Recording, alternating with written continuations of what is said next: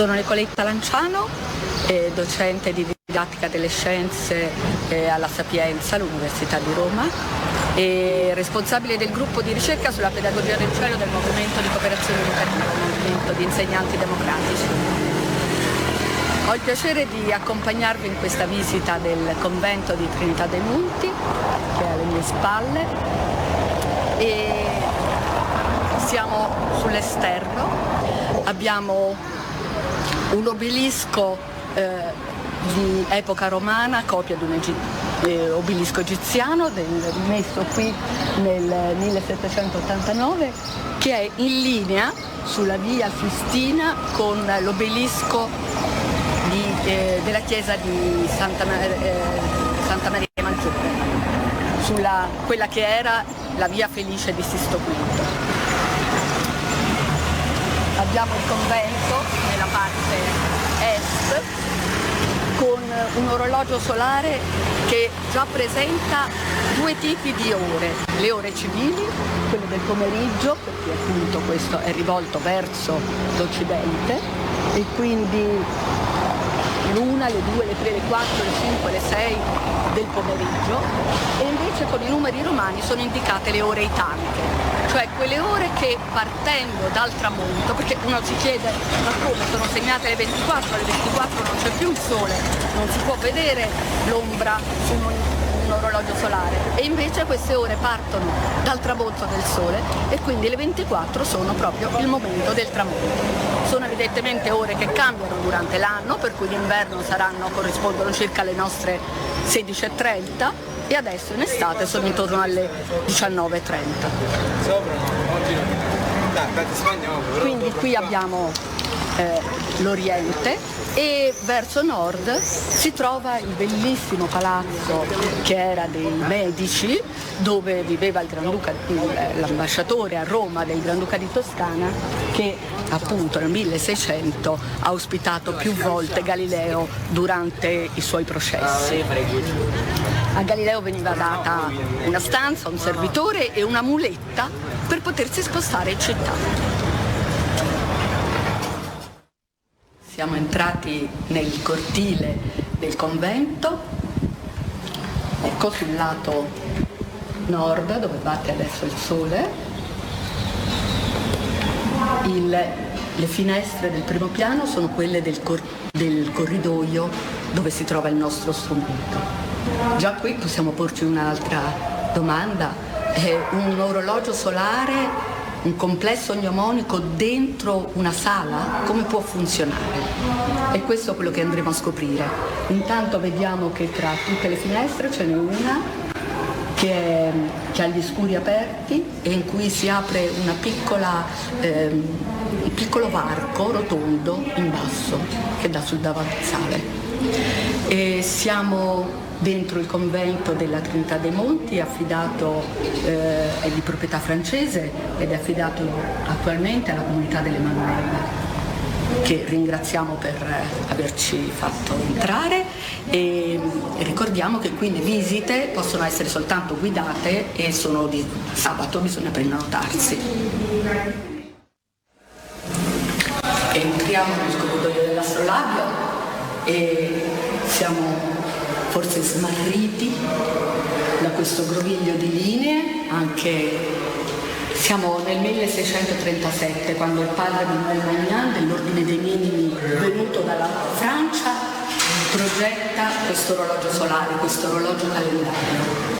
È un'epoca, 1600, in cui Galileo lavora alle lenti e al telescopio, in cui l'ottica, la geometria proiettiva, le macchine delle meraviglie sono all'ordine del giorno, tutti se ne occupano, e i padri minimi sono filosofi, matematici, geometri, astronomi, e quindi non possono non interessarsi di gnomonica, l'arte di tracciare orologi solari, che in questo luogo presenta delle difficoltà veramente peculiari, perché le pareti e il soffitto non sono piane e hanno delle strutture che portano a complicare ancora di più l'insieme delle linee orarie che qui sono rappresentate.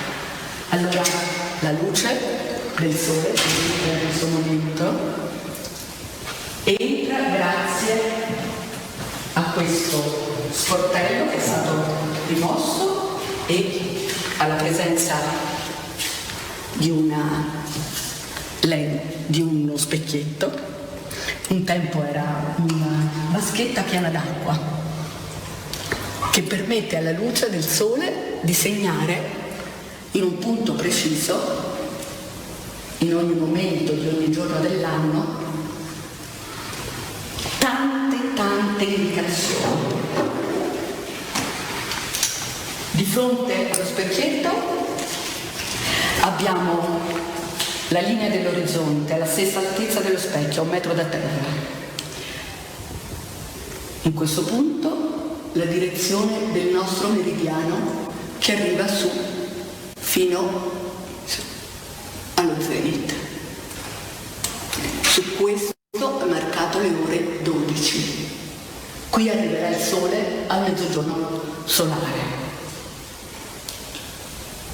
A partire da questo punto ci sono una scansione di azimuth verso le 2 direzioni e gli anukantarat, le curve di uguale altezza.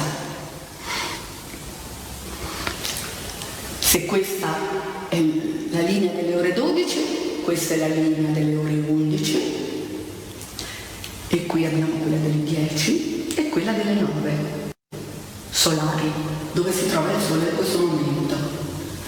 Lungo il bordo della meridiana i segni dello zodiaco. Il Cancro, in cui entra il sole sabato prossimo, il Gemelli, il Toro, l'Ariete, i Pesci, l'Acquario. Poi dobbiamo andare dall'altra parte della meridiana. Qui abbiamo il Leone, la Vergine, la Bilancia, lo Scorpione, il Sagittario e il Capricorno. A partire da ognuno dei segni, una linea nera segna la linea di declinazione seguita dal Sole per quel giorno. Ma ancora, oltre la linea del Capricorno, quella del Cancro, che sono i limiti per l'escursione del Sole durante l'anno, ci sono anche i tropici della Luna, come è scritto qui, fino al parallelo dell'equatore di 29 gradi e 30 minuti, perché da una parte e dall'altra del Capricorno e del Cancro, perché la Luna, avendo un'inclinazione, la sua orbita avendo un'inclinazione rispetto a quella della Terra di 5 gradi ancora, può arrivare fino al parallelo 29,5, più o meno. Lungo questa linea troviamo ancora delle indicazioni, sono delle città: Ecbatana, Ninive, Babilonia, Malabar, Gerusalemme, Cipro, Alessandria. Ecco, fino ad arrivare alla linea delle ore 12 abbiamo città che si trovano a oriente di Roma. Paola, dove è nato padre Francesco, e poi invece da qui in poi le città più a occidente: Mediolanum, Milano, Lutetia Parisorum, Parigi, Tolosa, dove era nato il padre Magnan, lo stretto di Gibilterra, il Marocco, Lisbona, e arriviamo alle isole Canarie, all'Islanda, forse alla Groenlandia, fino alle terre boreali.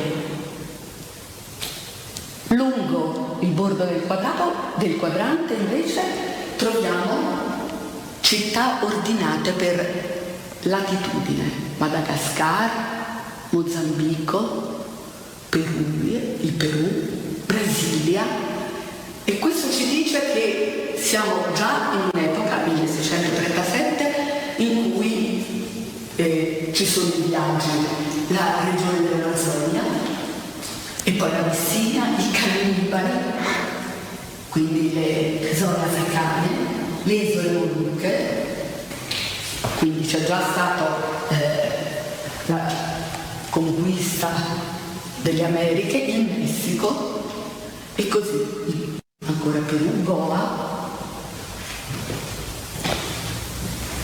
la Guinea.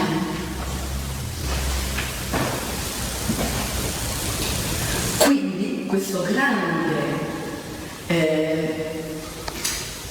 complesso mnemonico catottrico perché la catottrica è lo studio dell'ottica basato sugli specchi e ci dà indicazioni temporali ma anche spaziali, anche delle conoscenze geografiche dell'epoca che sono basate soprattutto sul testo della geometria di Tolomeo e quindi presentano anche qualche errore.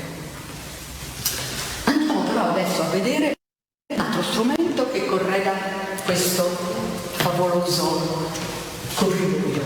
Si tratta di uno strumento molto raro dal punto di vista delle architetture, perché nei libri si trova frequentemente in quest'epoca, che è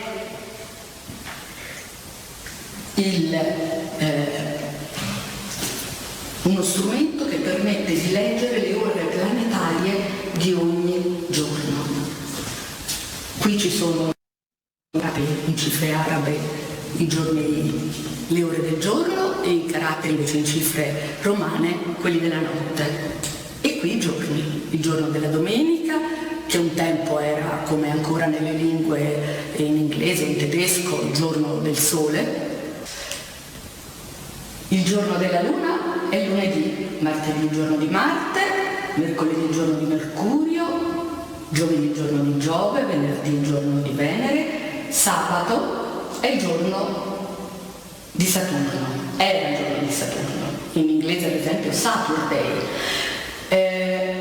Nel nostro modo di nominare i giorni della settimana adesso ci sono dentro 3 religioni: la religione cristiana con la domenica, Dominus, la religione romana, pagana, degli dei planetari, e sabato, Shabbat, il giorno dedicato al riposo per gli ebrei.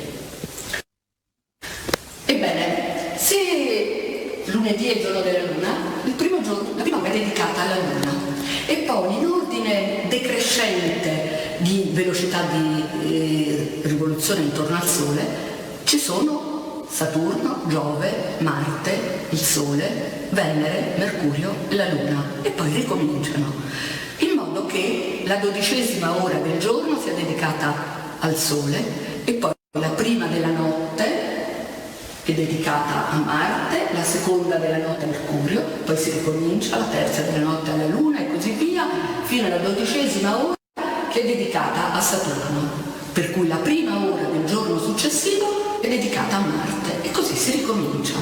Marte tutto il giorno, le ore della notte, le 12 ore della notte e la prima ora successiva è dedicata a Mercurio, quindi si ha mercoledì. Quindi questo incrocio tra i numeri 12 le ore del giorno, 12 le ore della notte e 7 i giorni della settimana, che non sono uno multiplo dell'altro, porta a far sì che i giorni vengano fuori in questo ordine, che dal punto di vista astronomico sembra non avere nessun criterio, perché Sole, Luna, Marte, Mercurio, Giove, Venere, Saturno, sembra un gran disordine, e invece l'ordine è nascosto in questa tabella.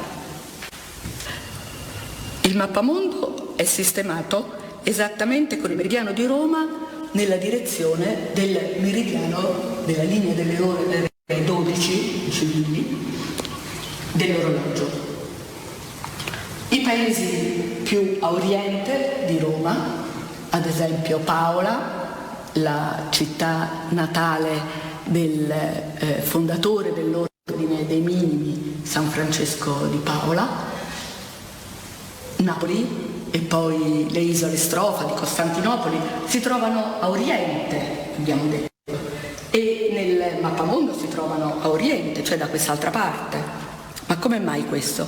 Perché lo specchio fa sì che tutto ciò che si quando il sole è a oriente, va a colpire quella parte dell'orologio e quindi produce una simmetria rispetto al piano del meridiano di Roma.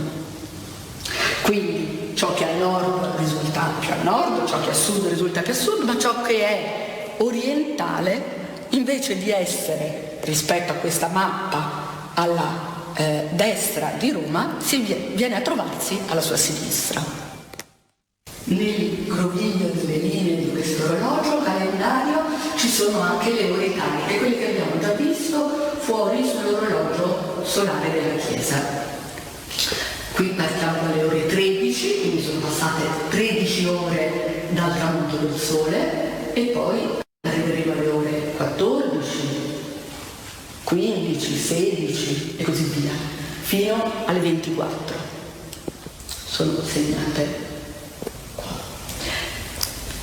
Ma in questo incrocio troviamo le ore 7 civili, le ore 13 italiche in verde scuro e in rosso le ore babiloniche, cioè le ore, in questo caso l'ora 1, quante ore sono passate dall'alba.